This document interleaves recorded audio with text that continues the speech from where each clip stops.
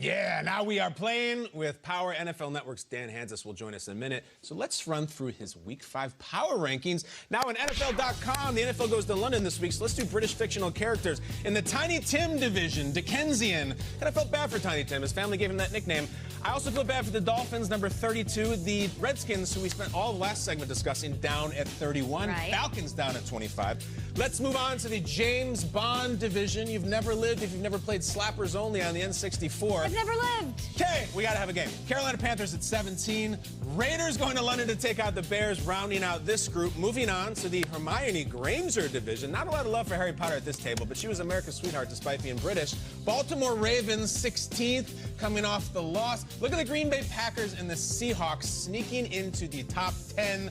Buffalo Bills on the loss on number 11. And then finally, the Ali G division. Booyakasha! My man Boutros Ghali. Number 1, New England Patriots, Kansas City Chiefs. And look at number 3, fam. The Saints without their Hall of Fame quarterback all the way up to 3, looking down at the Cowboys, Bears, Eagles, Niners, and Rams.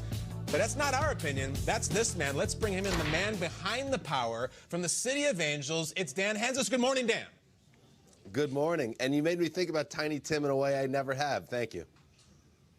I mean, a kid had a disability. His family was practically mocking him. I don't like it. But let's start off with the number 3 team in your rankings. It is. He's got a crutch. The New Orleans Saints sort of have a disability of their own in the fact that they lost their starting quarterback, but they're up 7 spots, Dan, after the win against the Cowboys.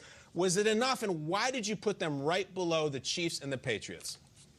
Because it's incredible how well they've played the last 2 weeks without Breeze, and I would think that Sean Payton, in terms of rewarding victories in the regular season, these last 2 weeks have been incredible because you've gotten efforts from all sides of the team, defense, special teams, and offense. And what you're learning here is that Teddy Bridgewater may not be a star quarterback. He may never be a star quarterback, but he's a perfect hold-the-fort guy. And on a team as well-coached and as balanced as the Saints are, they don't need a superstar to carry them while Drew Brees is getting healthy. They just need a guy to keep things steady, and that's what Bridgewater can do. And then you let the rest of the team take you to the next level. And I just thought the Cowboys, who came in a house on fire on offense to get completely shut down, that was a statement win for the Saints. Sure was. Look, the 49ers are undefeated. They're the lone remaining undefeated team in the NFC, Dan, and yet you have the Eagles, who have 2 losses on their resume above the 49ers. You have the Eagles going up 11 spots after that win last Thursday night. How did that win matter so much to your power rankings to jump them double digits and ahead of those 49ers? Well, you know, I'm kind of, Peter, new to the power rankings still, and perhaps a win-loss record should be the indicator people get most excited about. But at the end of the day, if someone asks me, who do you think is a better team, the Eagles or the 49ers, I think it's Philadelphia, and I think they got hit with injuries on both sides of the ball, the Eagles, and their ability to show up in a big spot and get a huge win on the road on Thursday night on a short week. That just really showed me something, and it showed me that this is the Eagles team that can make a deep run. The Niners, I'm bummed out for the Niners, and just in general down on the schedule makers for this Week 4 bye. I wanted to see more of the Niners. They're a compelling team to me. The fact that I put them in the top 10 off their 3-0 record, you know, they deserve to be there. But I wish I could have watched them in Week 4, and good news is now I get to watch them in the next 12 weeks or whatever. You want to hear more and see more from the Niners, and I'm sure the faithful will be hitting you up after this segment to let you know how they feel about your power rankings after Week 4. All right, I'm looking at the Browns there. On the way up, they move up. The Ravens slide way down after Cleveland's big win on Sunday. What was so revealing about that game to you?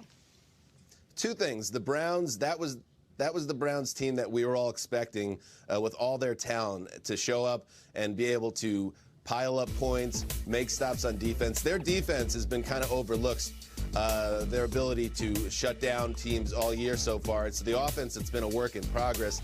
And speaking of the defense, the most revealing thing is the Baltimore Ravens have a major issue with their defense, which is something you're not used to. You look at the uniforms, you grow up always expecting the Ray Lewis-led Ravens to have one of the best defenses in the league. You expect them to figure it out. But their front 7 in particular was just, decimated by free agency, and they're trying to figure it out. Ravens team giving up 1,000 yards of total offense over the past 2 weeks. They have a lot of work to do. All right, Dan, let me get this straight. So the Giants, they get a convincing win over division rival. Their defense forced 4 interceptions, yet they stay at number 23. Like, what? Are you not a fan of Danny Dimes? Or do I got to drop a dime on you to the hater police? Hey. All right, I love that. Wow. So, you know, Danny Dimes, I love Danny Dimes. Everybody loves Danny Dimes. And I guess it's a little bit of it's the Redskins they beat. And I'm so down on the Redskins who...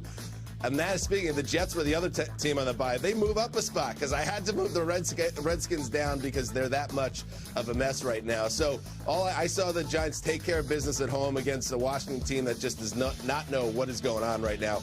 I'm really excited to see New York this weekend because you get the Vikings coming into their building. The Vikings are dealing with their own stuff right now, and you wonder what kind of version of that team shows up. If the Giants beat up on the Vikings for their 3rd straight win, they will be shooting up the power rankings, but I had them in a little bit of a hole despite the win. Unfair, I know.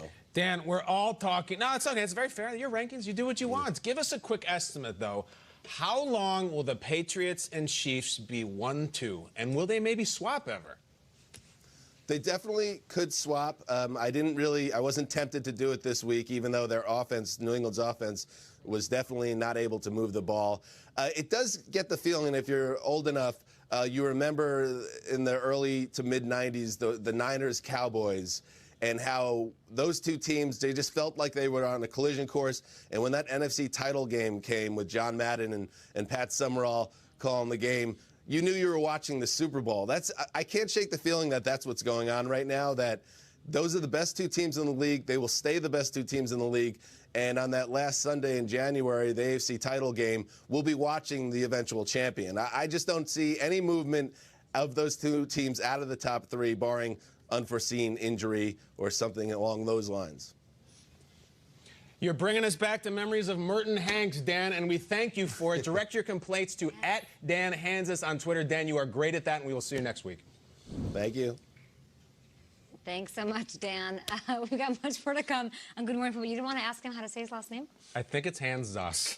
I mean, Zeus is a cooler name, but I'll go Zus. Hanzus. I don't know. Hands off. Hanzus? He's got a little bit of a Blake Shelton look to him himself. He looks a little bit like Blake Shelton. That's pretty cool. That's not bad. Hey, Dan. Blake Shelton vibe.